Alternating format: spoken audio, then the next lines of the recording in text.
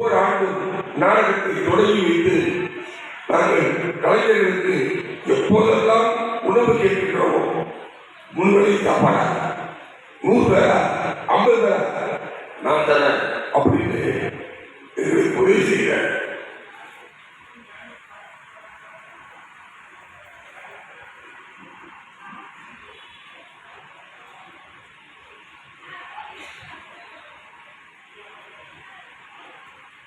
எங்கள் பாசத்துக்குரிய ஐயா பாலமுருகன் அவர்கள் மறைந்துவிட்டார்.